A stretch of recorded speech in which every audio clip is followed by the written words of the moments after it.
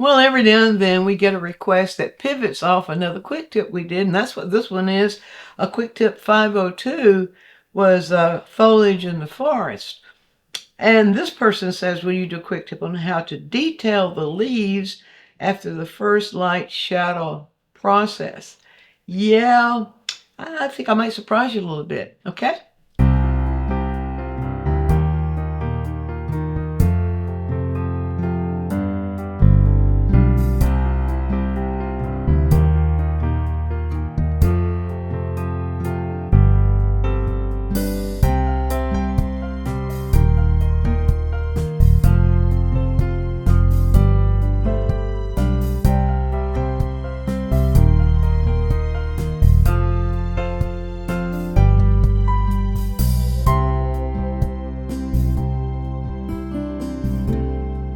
Well, to put details in leaves, you need to be very, very, very close to the leaves you're looking at.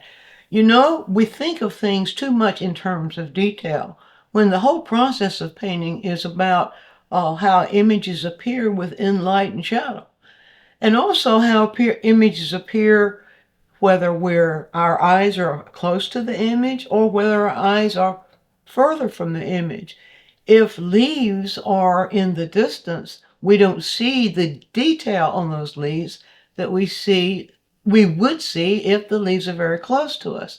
So if you're doing a forest scene, unless some of those leaves are hanging right in front of your face, you're not going to see the detail. So I want to, I'll go through the process with you here and show you a little bit about the way to think about, or the way to approach your painting, not in terms of detail, but in terms of what your eyes are seeing. And that is for those of you who are representational painters or still with images. So now a lot of this may be a repeat from the quick tip on the forest, the foliage in the forest, but let's drive home a point here. First of all, you can't see anything without light. Therefore, the first thing we look for, if we want to paint what our eyes are seeing, the first thing we look for is what is happening in light and shadow. In other words, what is the light doing to the image we're looking at? Looking at this photograph of this image. The sun in the photograph, the sunlight is at this angle, you can tell, and somehow the sunlight is at this angle. You see very bright sunlight back there, and you see the areas in here in front of that area back there have some degree of shadow. Right down here, we see the sunlight hitting very strongly right in here and on these areas in here, and not quite so strong in here, but we see these areas in shadow. Now the light and shadow, if we have the light and shadow pattern established before we begin, then we know where we're going. So let's just look at just this part. Right here is a No 10. That is where we look for only the light and shadow. And this is what we're seeing in terms of light and shadow. So what I like to do first of all, well, let's create a little demarcation here, because this is, after all, a quick tip. And let's keep it as quick as we can and still make the point. All right, so I'm just going to create a little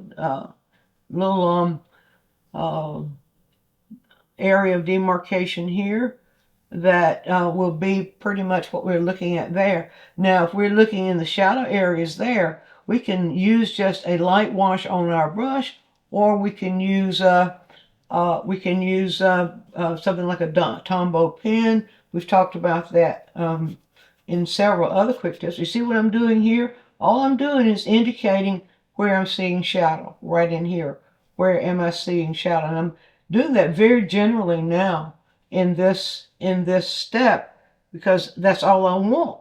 All I want right now is to indicate to myself, where am I seeing shadow? Now see, there's little bits and pieces of light that are popping out in these areas, but all this area right in here, except for those little bit of pieces that are popping out, all of this is in shadow. All that right in there. That's what I'm seeing. I'm seeing shadow right in there. Now in the little pieces, I'll show you just a moment how we can indicate that. But I know you want to see detail. Right now is a wrong time to think about detail. When you first start a painting, if you start out with detail, it's going to look like a coloring book painting. It's going to look very cartoonish or very stiff. But if you approach painting from what's causing you to see what your eyes are seeing, not tiny, tiny little details, then I think you'll find you'll be much happier with your work, and you'll be able to see a whole lot better what you'll be able to show a whole lot better what is in front of your eyes. What are your eyes seeing? You see this little part right down in here is the only part that's in strong light. Now, what I can do now is I can go back with my dampened brush and I can lift out those little pieces of light that I see within that shadow area. And I see some pieces of light up here that are within the shadow area. And so I can just lift those out as little notes to myself. This is where the shadow lives. The second step of that is to block in that shadow area. Now, I like to block in the shadow area with value that's not quite as dark as the darkest dark I'm seeing in the shadow. And let's see, that needs to be a little bit less saturated. And so I'm adding some, this is yellow green I'm working with here. And the tube name for yellow green is sap green. And I'm adding some blue to it because I see that shadow is bluer. Now this color did not reveal, or this particular printout doesn't reveal that green of the green that I'm seeing. It's causing the whole thing to go into yellow green. So I'm going to add just a little bit more of that hue of green than that actually shows. Right now I want to just show that what I'm thinking of as, let's start out with just shadow. And let's start out with just a general tone or general color of shadow, and just the shadow. I'm going to do that very, very fast. Just block in those areas that I see in shadow, and very, very generally. I'm not trying to make details. Details are not in the mix here. It's only what I see in shadow. And so if you start out just with that general idea, if you squint your eyes when you're working this step, you squint your eyes when you're working, you'll be able to see, through your squinted eyes, you'll be able to see exactly what I'm doing here, just throwing those areas in shadow. That's all, just shadow. This is just shadow. Now, okay, now the areas in shadow begin to get, they can divide themselves into three parts. If you want to start thinking detail, here's where you start thinking. If you start jumping from block in to detail, you're going to it's going to throw you off, and you'll start stiff. Your painting will still begin to get kind of stiff and non-expressive.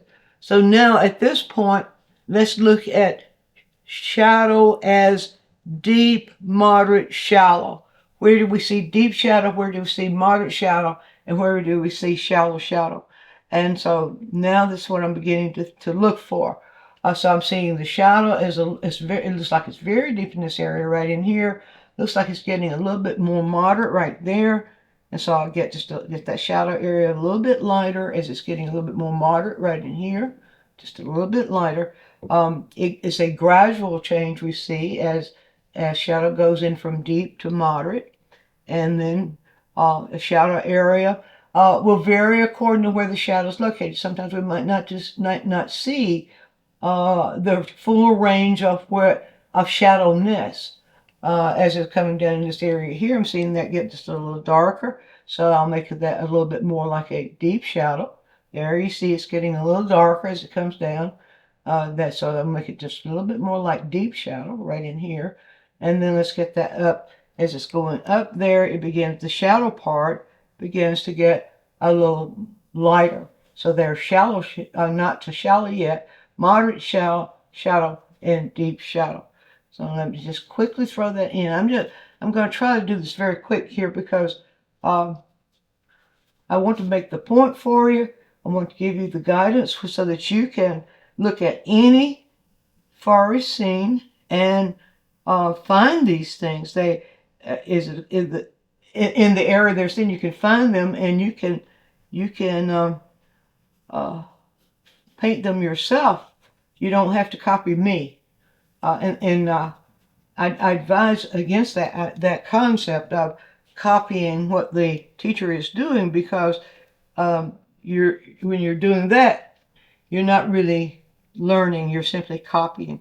Now I'm putting a little white right here, and I want to raise that shadow area of the yellow green just a little bit right there, and I begin to kind of throw in some shallow shadow areas.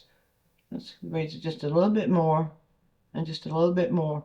And so what's happening, like right up in there, begin to see that shallow get a little bit more shallow, and I see the shadow in here beginning to get just a little bit more shallow, and down here.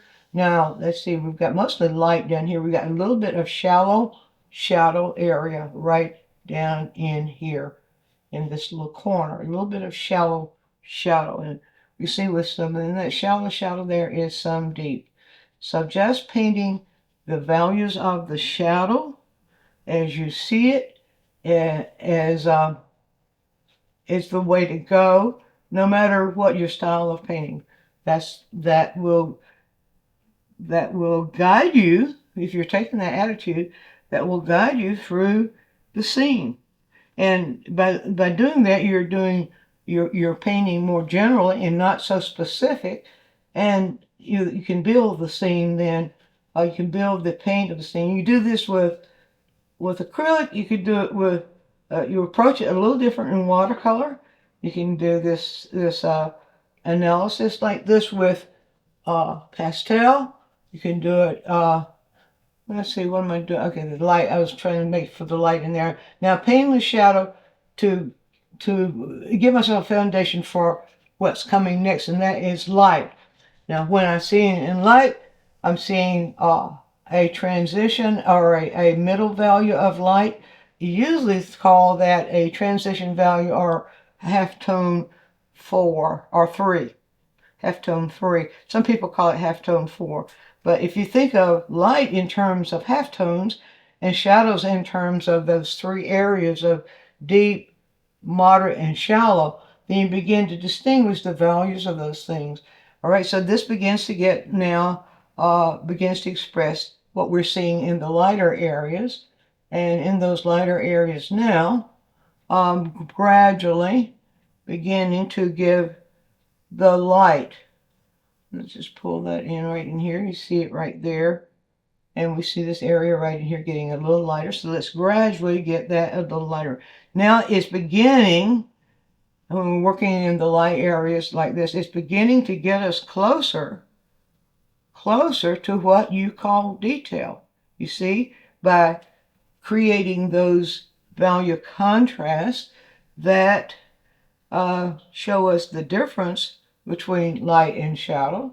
Let's see the angle of that, and that angle goes way up here, and then we have a little bit more light up here, and it'll be a little gradual, a little bit lighter. Now let's go right up in here and get that a little bit lighter. The light, get that value change on the brush, and get that just a little bit lighter as it goes right up in here. And I'm holding the brush now so that paint will go on top. Just a little bit lighter right there. Now I can pay attention to the brush strokes. And let's see, what about that space in between there? I could have left that light and then pushed the light in there, this little light area, that little light area is right there. Or I can simply just put that light in like I'm doing right now. That little bit of lighter area that we see right back in there. And I haven't even begun to think about tree trunks yet, because that's detail. But it comes after. It comes afterwards. So let's just pull a little bit of light out where we're seeing the light now. And you can see, when you think in terms of light, the degrees of light and the degrees of shadow, and you're simply painting values of color. That's all you're doing, just values of color. Then it begins to show you what you call detail. And so I just keep cutting that light in. I see, I want to cut a little bit of light right in here. And I see some light coming in right in here, right back in here. And let's just cut that light in right back in here as it comes down, right in there. And then we've got right in here. I'm going to just keep that in the yellow greens for the sake of time, even though we see some change in color there. I'm not going to make that change in color. But we now begin to see some really strong lights down there. And there's where your detail, all the detail that you see, if you're looking through a forest, this is where it begins to come in. So I'll use a smaller and shorter stroke with the brush for where I'm seeing these little patterns of light right in here. See these little patterns of light. And that is what you would call detail, because that being still in the distance from us, we don't see the veins on the leaves, and but we see little shapes and little textures. And so we're creating those little shapes and those little textures with the light. It's the light that creates those. It has nothing to do with the detail of the leaf, but it's the shape of the light. Now you see this little shape of light right here? Let's just make that little shape of light. This one right here, you see it's very narrow at the tip, and it gets a little bit wider as it goes back. And look at the edges of that light. Look at the edges. See, so you see all those little textural edges. That's what you would call detail. It's really just little textural edges. And I started it out a little further over here than I see it there. That is artistic license. Artistic license, you put it where you want it to be, rather than where you see it. And I see a little bit more of, these are a little bit, these little textures are a little bit more clustered together as they go up right in here. So I'll just make those little clustered together, like as they go up in there, and in there, and there. Now let's come back down here. And as you see, as you're coming in here, there's some dark in there, there's some deep shadow around there that I'll need to put in just a minute. Right now, I just need to look at that as textures. That's all we're seeing here. We're seeing as textures, not as details. Now, if you will allow yourself to hang on to that language throughout any painting you're doing, look for textures. Textures are created with a various value of contrast. Learn how to use your brush to create those textures. Don't need a special brush. You see, I'm using the same brush all the way through here. There we go. There's another little clump of textures. And right here, there's another little clump of textures. Right through there, and where we go. And another little clump of textures. As we go back up in here, we see a little clump of textures. And so, let's see, and get back in here so I can see it a little bit better. There we go, right up in there. There's a little clump of textures. We've got a little clump of textures right here. They are lighter. So I'll just put that little light, those little light strokes, little textural strokes, texture. See, just using the tip of the brush. And you see, I have to keep turning the brush according to where I want it to, according to what I want it to do, what kind of shape I want it to make, etc., etc., etc., etc.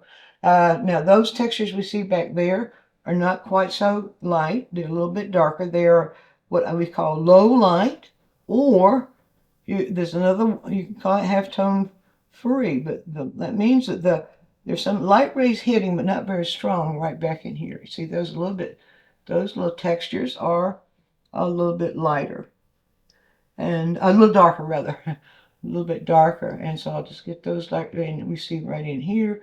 And we see some that are doing kind of a vertical thing right back in there. And so we do that, and then that, sort of like that. Now, where else? That's coming right here at the edge. That needs to be a little bit darker. Just low light. Low light is darker than brighter light. Think about how many light rays are hitting that. Now, I have that set. Now, what I'm going to do next is I'm going to go in and create those deep shadows around those. And let's see, I could do that with another brush. I'm going to stick with this brush. I'll just pull the paint out of it. And we're going to look for those very, very, very dark. And these are deep shadows, and some of them are occlusion shadows. See, that's what we are seeing instead of detail. This right in here tends to be a very dark. See, I can just lay that little dark right in there. If I hold that brush flat right in there, and I can make these little tiny dark patterns of deep shadow.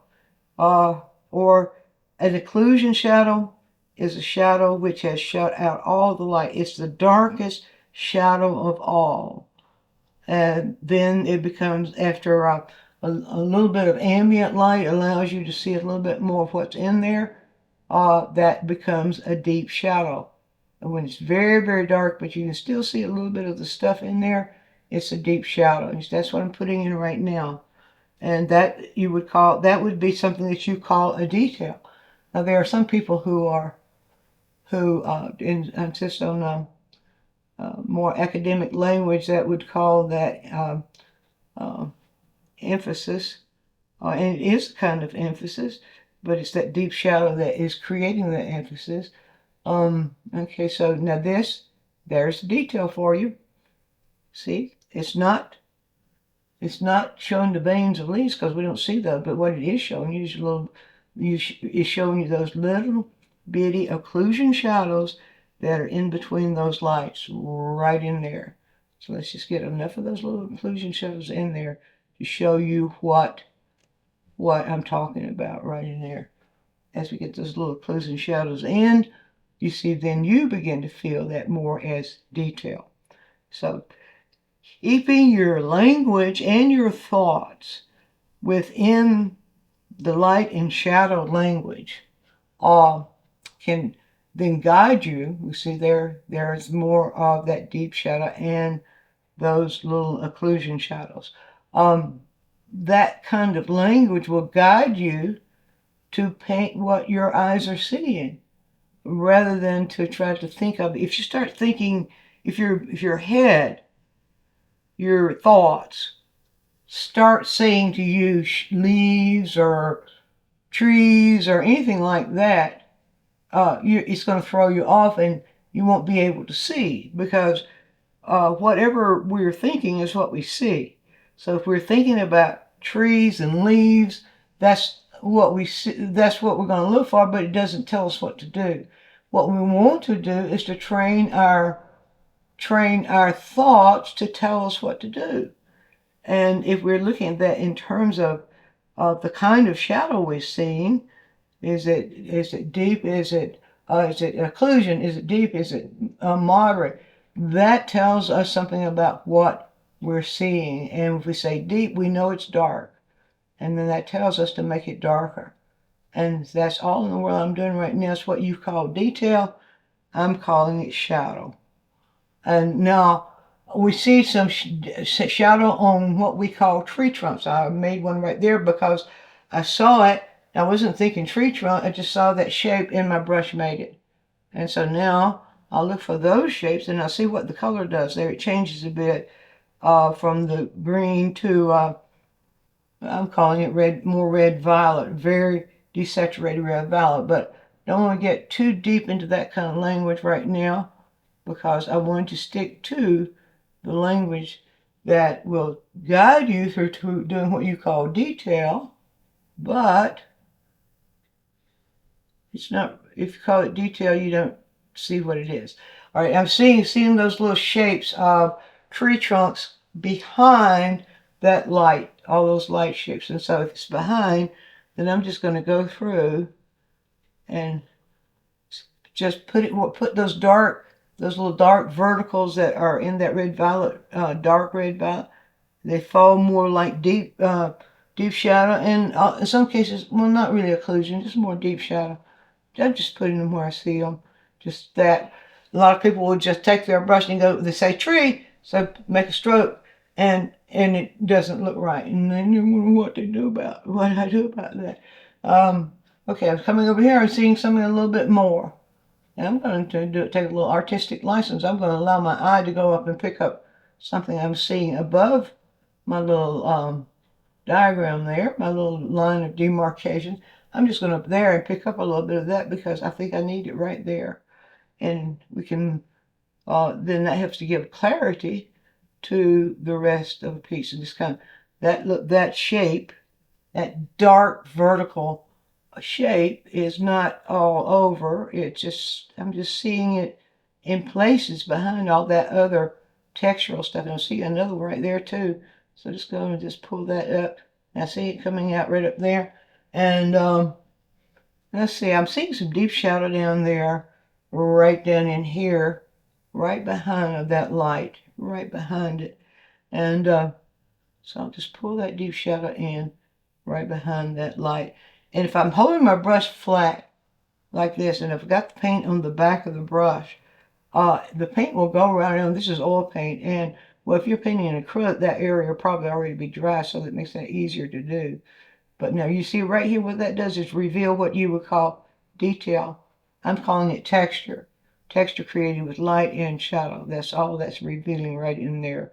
And so now I know a lot of you would like for me to finish this as a little finished painting, but I'm not going to do that because it, after all, it's supposed to be a quick tip. I just wanted to make the point to you that if you take this approach of gradually start out with what you know to be shadow, what you see as shadow. Make yourself a diagram of that. We call that notan. This is called a notan, Notan. As you start there, then start by blocking in the whole area of shadow and the whole area of light. In this case, we had a lot more shadow than we had light. And then gradually, once you get that, the shadow in and the light in, then you begin to see within the shadow areas the different values of the dark, deep, a little bit lighter of the more moderate, and then a little bit lighter than that of more shallow shadow. And you just make those, let your painting guide you. Where it says a little lighter, you make it a little lighter. If it says a little darker, you make it a little darker. And then you begin to kind of put in the lights and think of them as textures that are moving, light textures that are moving in various directions. And if you continue in that vein of thought, you will have the detail that you're talking about. You're painting what you see, not what you know. Be sure to view all of our quick tips. And while you're doing so, subscribe to the channel, click on the bell so you'll always get a notice when we produce a new quick tip, which is every week. And if you have a question, leave it in the comments section and we'll make a quick tip for you. Also, take a trip over to DianeMize.com where I have full-length lessons, downloads, DVDs, lots of other stuff there, some free stuff for you. And while you're there, you can subscribe to the newsletter, and that way you'll always be informed every time we do something new.